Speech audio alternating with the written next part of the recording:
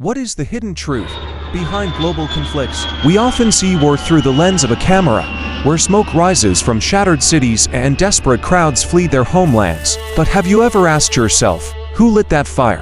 And why does it keep spreading from one nation to another, endlessly? Wars have never been merely about land disputes or ethnic divisions.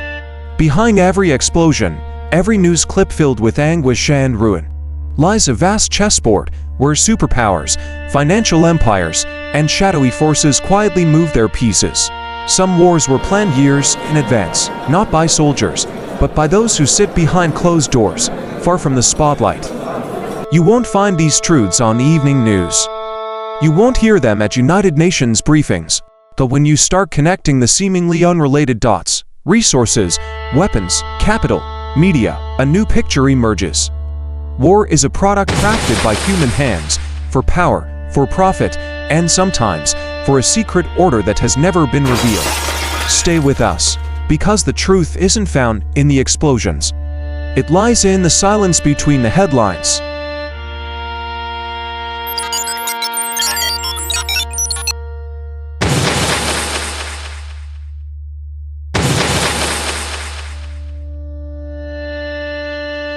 War is not always about territory, it's about control. There's a long-standing myth that wars erupt because humans fight over land. Lines drawn across maps are often cited as the reason millions take up arms. But if you look closer, you will realize the deepest cuts on the world map aren't geographical, they're about power. Today, a war may not start over a barren strip of soil, but rather for what flows beneath it: oil, gas, underground water.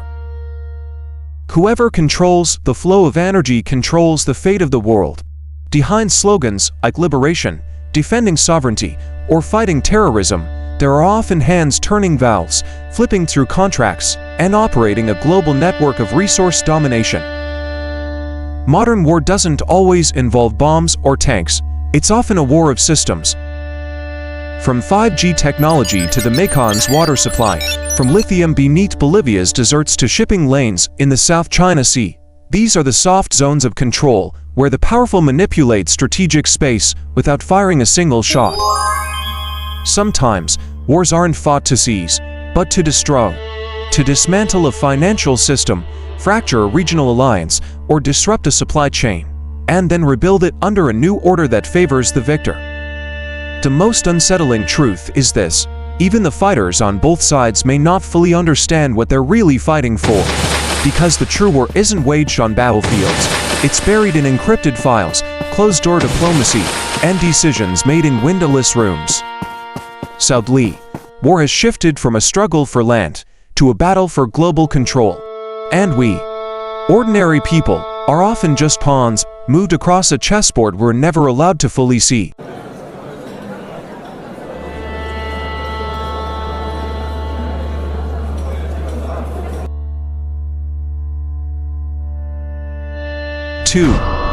War is business, and someone is getting rich from it.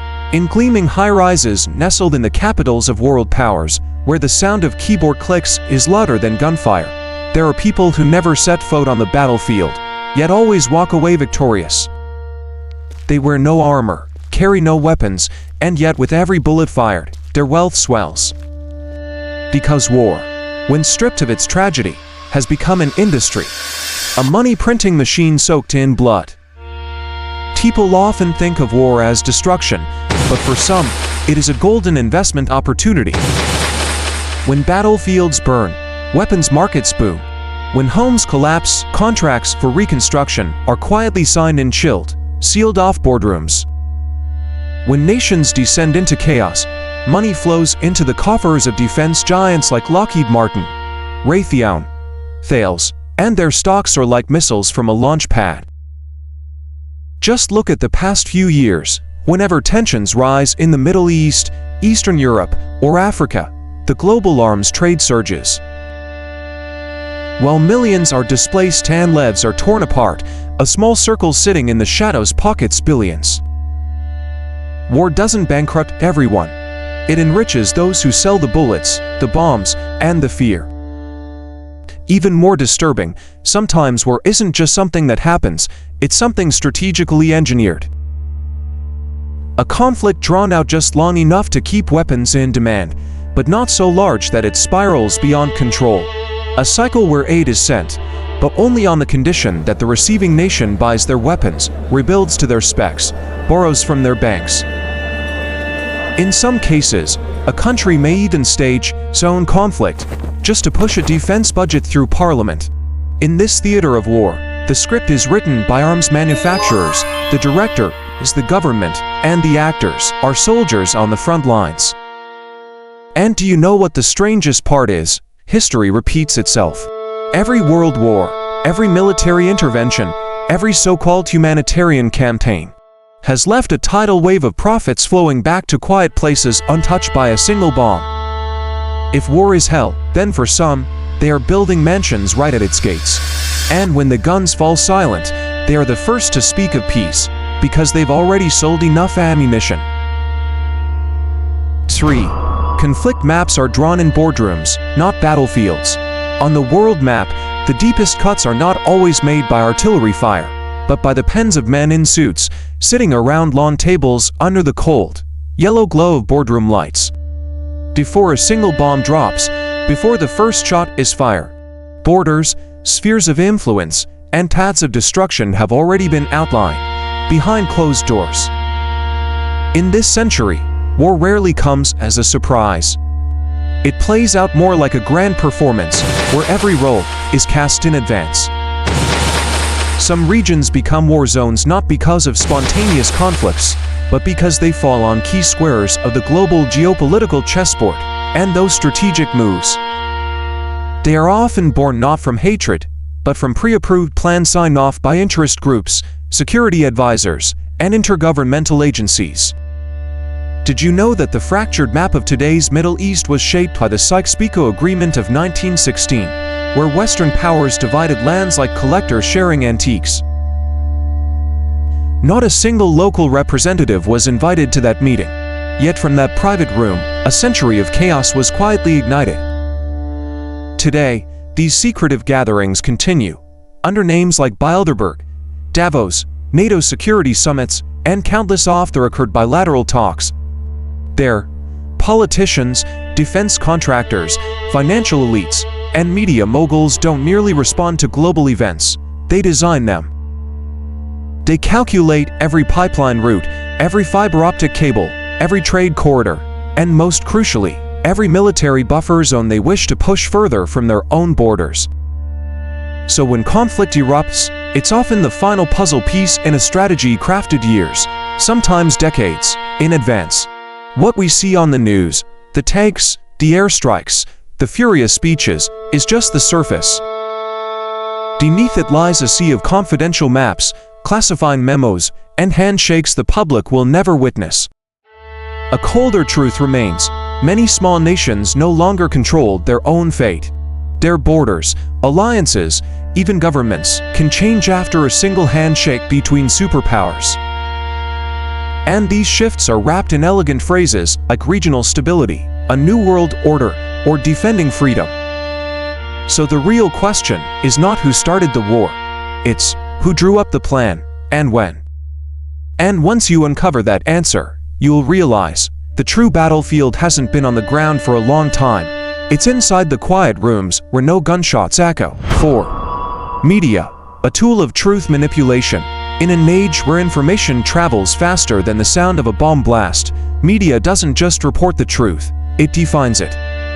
People don't witness war with their own eyes, but through screens. They don't hear gunfire, they hear anchors narrate. And from that moment, a different war begins, a war for control over the human mind. In every conflict, there is always a storyteller. They decide which images get broadcast, which narratives are told, and what tone is emphasized. A single well-timed photo can shift global opinion. A headline crafted for impact can turn someone into a hero or a villain. Modern media doesn't just deliver facts. It shapes emotions, triggers instincts, and steers perception. With deepfakes, AI-generated content, social media bots, and armies of paid commentators, truth has become something programmable. While one side shows images of suffering civilians to stir empathy, the other broadcasts burning tanks to ignite patriotism. Two halves of the same event, told in two different languages, serving to different agendas, creating two opposing versions of truth. And in the storm of all this information, truth itself disappears. People become polarized, cynical, or worse, numb and indifferent. When they no longer know whom to trust, they fall back on personal emotions, tribal beliefs, and preset loyalties. That is the exact moment when real power is solidifying. The danger isn't just fake news, it's that fake news is disguised so flawlessly as truth. Some media outlets are no longer neutral observers, but have become combatants, fighting with words. They don't fire weapons, but shoot narratives straight into the minds of the public. Sadly, truth is no longer objective. It has become a product that can be bought, sold, and engineered to serve a goal. So the next time you turn on the TV, unlock your phone, or scroll through social media during wartime, remember, you're not just watching the news, you're watching part of the war. And chances are, you're not the audience, you're the target.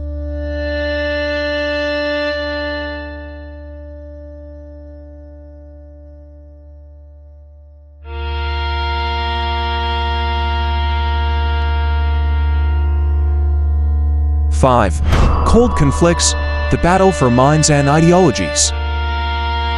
Gone are the days of nuclear standoffs and concrete walls dividing the world. Yet, a different war, quieter, subtler, and far more persistent, is being waged every day. The war to control human perception and ideological alignment. This is a war without gunfire, but no less dangerous. There are no tanks, no uniforms, only tweets, viral videos, unseen algorithms, and propaganda campaigns engineered with the precision of military strikes. This is the cold conflict of the 21st century, where nations no longer just compete economically or technologically, they compete for consciousness. In this war, information is a weapon, and trust is the battlefield. A single misleading narrative can destabilize a government. A coordinated media campaign can swing an election. A click can become a political act. The new enemies don't march across borders. They are embedded in the very platforms we use daily. The US, China, Russia, and other powers are all cultivating separate ecosystems of information where truth is defined differently, history is rewritten, and populations are raised within carefully curated ideological frameworks. Control over content, algorithms, artificial intelligence, and value systems has become the new arsenal, weapons that shape generations. Nations are no longer fighting for land. They are fighting to occupy the minds of the next generation. The battleground is no longer beyond the border. It's inside classrooms, smartphones, music, and the videos we consume every day. Ideas don't fall from the sky. They are planted, nurtured, and directed. And when people no longer know what's true or false, when reality becomes blurred and chaotic, those who control belief will control the future. The war of this century isn't just about resources or firepower. It's about who gets to define reality. And when you believe you're thinking freely, that may be the exact moment you've been guided without even knowing it. Because true freedom doesn't lie in what you are allowed to say. It lies in understanding why you believe what you believe.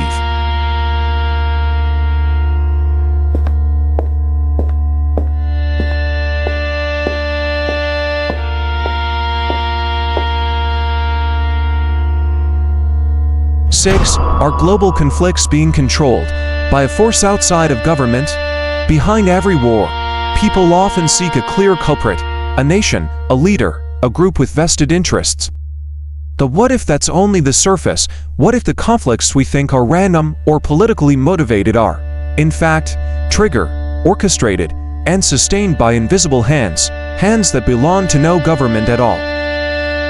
Lurking in the shadows of the modern world are theories that are never officially confirmed, but also never fully extinguished. To deep state, secret societies like the Illuminati, global banking elites, transnational corporate power blocks, and even autonomous AI systems all have been named as possible non-governmental entities with the ability to steer global unrest for their own agendas.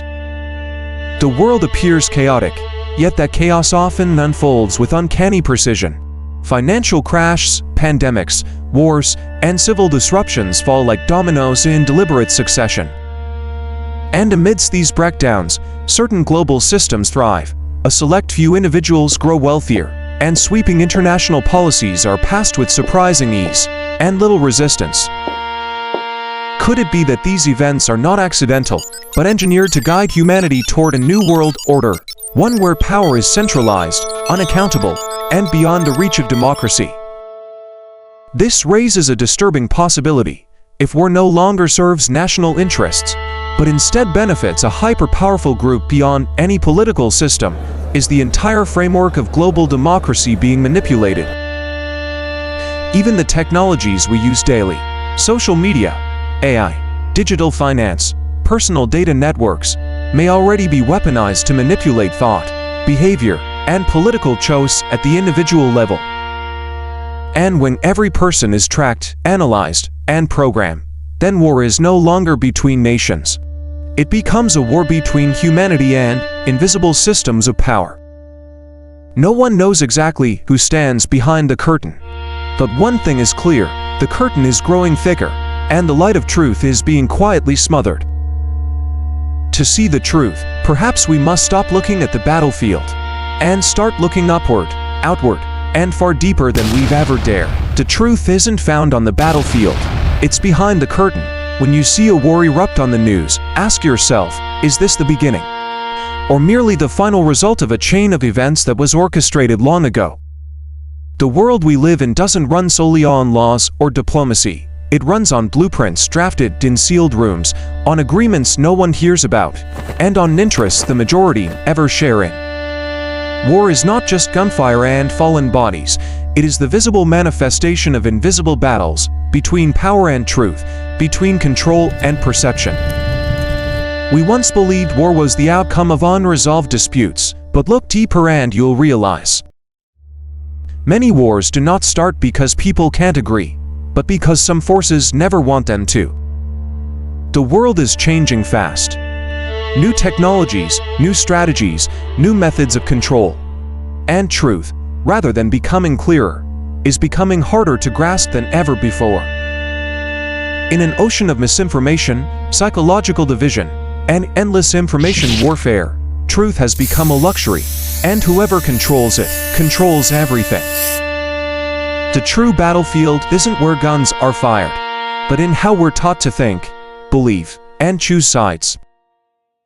Don't just look at where the fire is burning, look for the one who lit the match. Because sometimes, the one who gives the order to shoot doesn't carry a weapon, they carry power. Thank you for staying with us until the very end.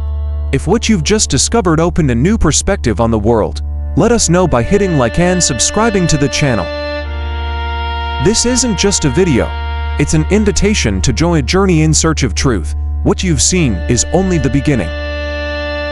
In the next episode, we'll peel back more layers behind the curtain. Who truly controls the global financial networks?